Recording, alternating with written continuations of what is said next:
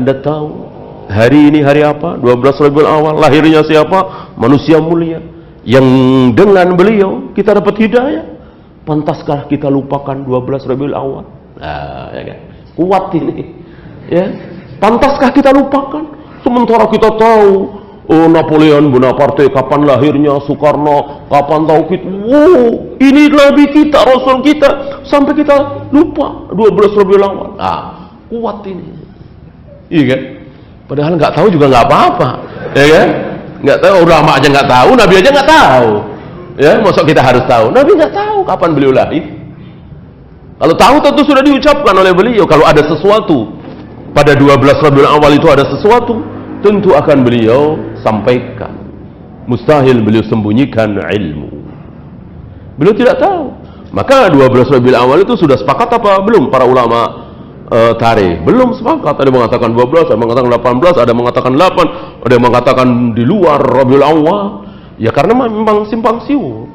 Nah, ketika Nabi lahir, sudah ada yang tahu kalau ini bayi ini akan menjadi manusia besar, manusia termulia yang diampuni dosanya, yang belum dan yang sudah, dan seterusnya dan seterusnya. Belum ada yang tahu. Maka ya tidak diingat-ingat.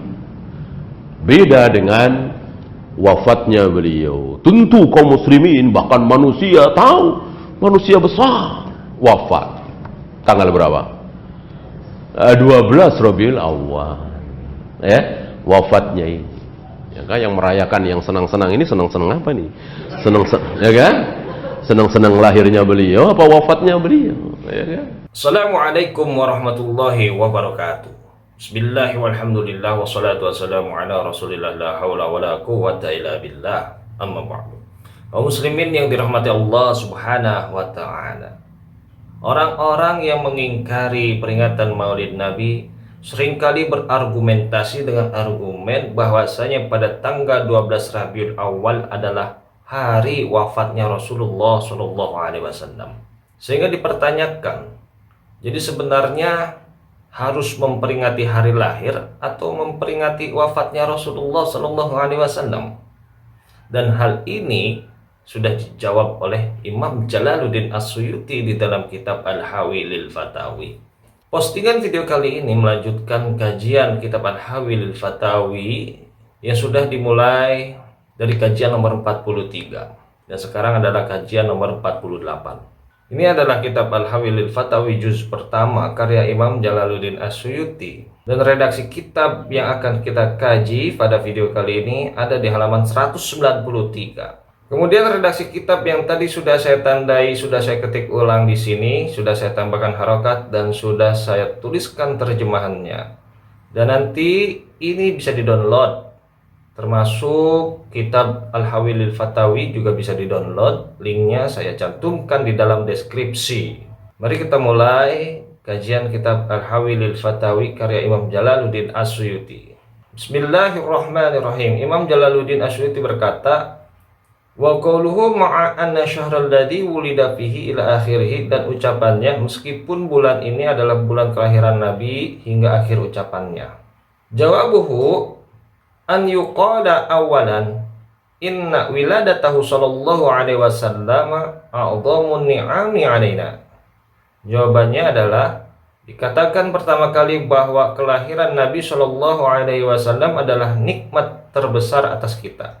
Wa wafatuhu a'dhamul masaibi lana, sedangkan wafatnya adalah musibah terbesar bagi kita. Wa syari'atu hassat ala izhari syukri ni'ami was sabri was sukuni wal katmi 'inda masaibi. Syariat menganjurkan untuk menampakkan rasa syukur atas nikmat dan bersabar, tenang serta menahan diri saat menghadapi musibah.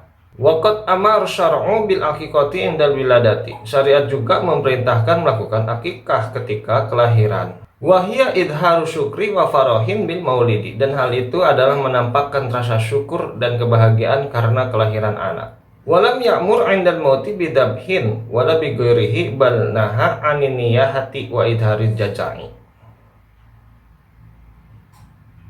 Namun tidak diperintahkan untuk menyembelih atau yang lainnya saat kematian, bahkan dilarang melakukan ratapan dan menampakkan kesedihan yang berlebihan. Fadalat qawaid syariati ala annahu yuhsinu fi hadha syahri idharul farahi bi wiladatihi sallallahu alaihi wasallam duna idharil husni fihi bi wafatihi. Maka kaidah-kaidah syariat menunjukkan bahwa sepatutnya pada bulan ini ditampakkan kegembiraan atas kelahiran Nabi sallallahu alaihi wasallam, bukan kesedihan atas wafatnya. Waqad qala Ibnu Rajab fi Kitabil Lataifi fi Damir Rafidati haitsu takhadu yaum Asyura ma'taman li ajli qatlil Husaini. Ibnu Rajab berkata dalam kitab Al-Lataif ketika mencela kaum Rafidah yang menjadikan hari Asyura sebagai hari berkabung atas terbunuhnya Al-Husain. Lam ya'murillahu wala rasuluhu bi ittikhadi ayami masaibil anbiya'i wa mautihim ma'taman. Fakaifa mimman huwa dunahu.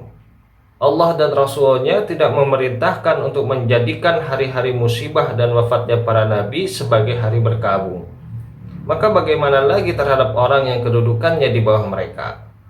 Kitab Al-Hawilil Fatawi halaman 193 juz pertama.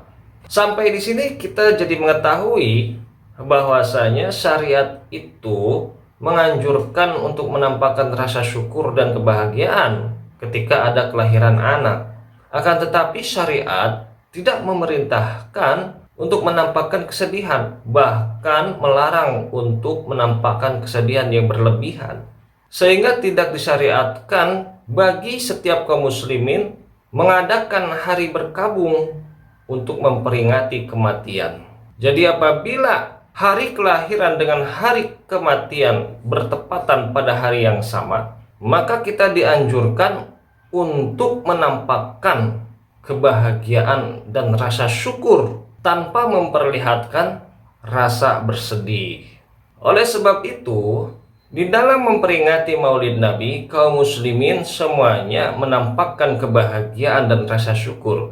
Tidak ada satupun kaum muslimin yang bersedih mengenang wafatnya Rasulullah Shallallahu Alaihi Wasallam. Dan hal itu jelas. Demikian yang bisa saya sampaikan pada video kali ini.